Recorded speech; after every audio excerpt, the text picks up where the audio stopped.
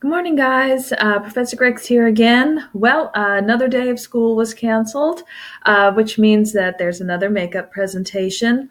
Luckily, I had already made one for my Tuesday, Thursday class about chapter 6, which covers drawing. However, we had already gotten a little bit into the chapter, so the video that I had made omits the first few slides, and that's what I have here. So after you've watched this video, please make sure to watch the second part so that you get the full makeup material. But yeah, let's go ahead and head over to PowerPoint. Oh, let me hide this. And let me tell you just basically what I want you to know. All right, so here's your outline. And your usual screen that you're used to seeing, the outline of the chapter, vocabulary terms you need to keep an ear out for. Something that's a bit different about this chapter is that it covers materials and techniques. It's not about how to, say, analyze a composition. It's a bit more concrete. As you can see down there in the focus, what I want you to know is not just to learn these vocabulary terms and be able to use them in a sentence, as I do with all of your vocab, but I also want you to understand the different media, the pros and the cons, and the basic technique of the media. There will also be a chapter on painting, on sculpture, on architecture, on printmaking, where we talk about how the work of art is made. That's actually covered in the second part of this makeup presentation. But before I get into that, the first part covers why people draw in the first place, because drawing is unique among a lot of other art media because it may not even be considered a work of art. As you can see here, people keep sketchbooks. People make drawings for different reasons than to, say, sell it at an auction or hang it up in a museum. The book lists 3 purposes of drawings: a sketch of something, a notation, and by the way, this is actually how I draw. I love to keep a sketchbook. I take it with me, especially whenever I go on a travel or whenever I go to a museum or something. I keep a sketchbook. I'd be mortified if I tried to hang it up, frame it, and sell it, but I still like to keep that sketchbook just because it helps my concentration, helps me to remember what I saw. Sometimes you'll have an artist who's an animator or a sculptor, but they'll make drawings, not, again, because they want it to be a work of art, but because it helps them make a preparation before they create the large work. So someone who's a painter might also create a drawing first, just to kind of get their ideas down. But occasionally, of course, you will go to a museum that displays drawings, and there are people who create works of art using the drawing techniques. And here's where I want to bring up something that the book does not address fully. It's not one of your vocabulary terms because it's not in the book, but I just want to throw it out there for you. Okay, so someone who paints is called a painter. Someone who sculpts is a sculptor. Someone who draws is a drawer? No. Drawers are for socks. You never want to come up to someone and say, "Oh, you should meet my cousin. He's a very good drawer." That just doesn't sound right, you know? It just sounds weird. It's a bit of a vacuum in the English language, it seems. What do we call someone who is good and talented at drawing? Well, here's the term used in art history. It's draftsman, or perhaps draftsman. Again, it's not a vocabulary term, so I don't have a long definition for you to memorize, but simply put, it means someone who makes a living by drawing. As you can see used here, it talks about Van Gogh's skill as a draftsman, and later it talks about Rembrandt's abilities as a draftsman. So draftsman. These are the ways we discuss someone who draws.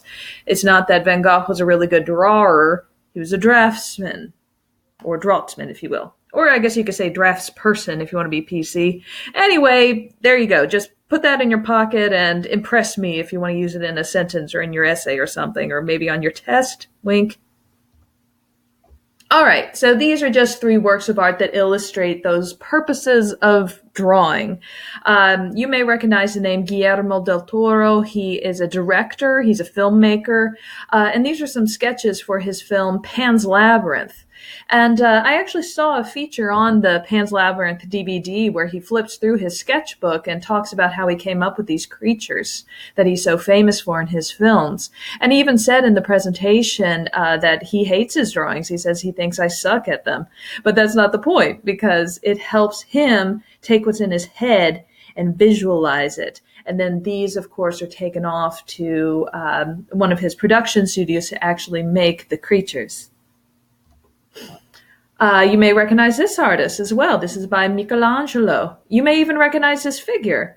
This is a study for the figure of Adam on the Sistine Chapel, where he reaches his hand over to touch the fingertip of God.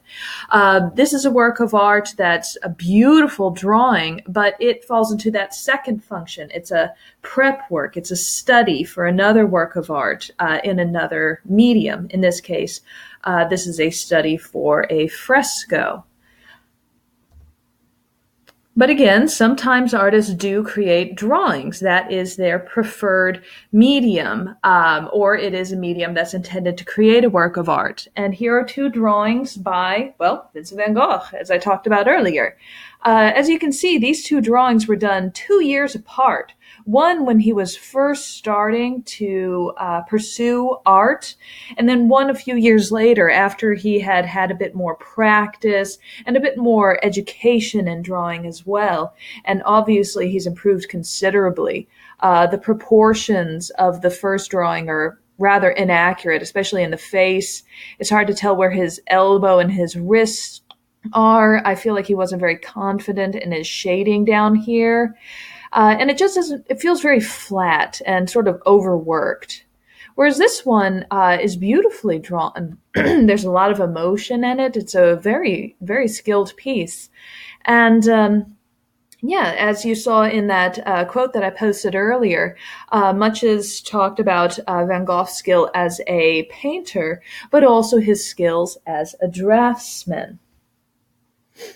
But if I could go back to that second purpose and function of art, as a study, as a preparation for a work of art in another medium, that's where this vocabulary term comes from. The vocabulary term is cartoon. And that word sounds a little weird to us. Whenever we think of cartoons, naturally we think of animations for kids, like SpongeBob and stuff like that. So if we were to go to a museum, like this one here, this gallery displays the cartoons of Alex Katz. And you might be kind of confused, like, wait a minute, cartoons? These aren't animations, these are drawings.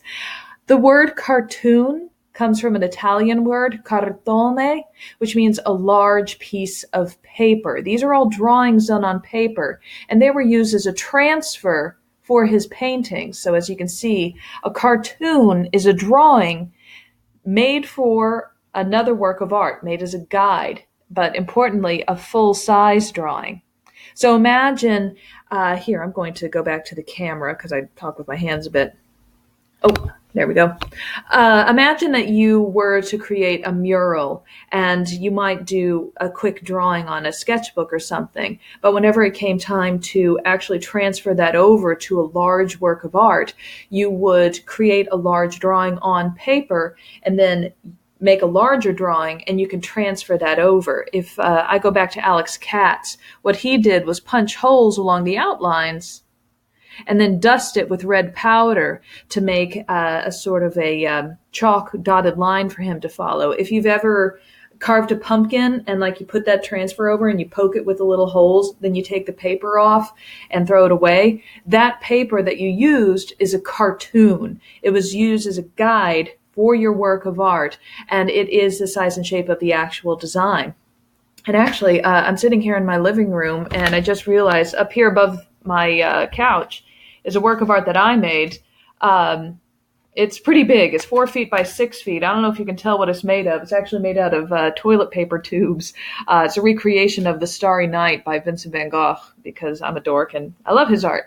But first I kind of sketched it out and then whenever I glued it all down, I actually had a large piece of paper so that I could follow the outline. So if I were to save that piece of paper and display it in a museum, it would be displayed as the cartoon for Eleanor Grix's weird thing done with toilet paper tubes. Yeah, don't ask. It's a long story. But anyway, that's the first part of my drawing lecture. Kind of got a little weird there at the end.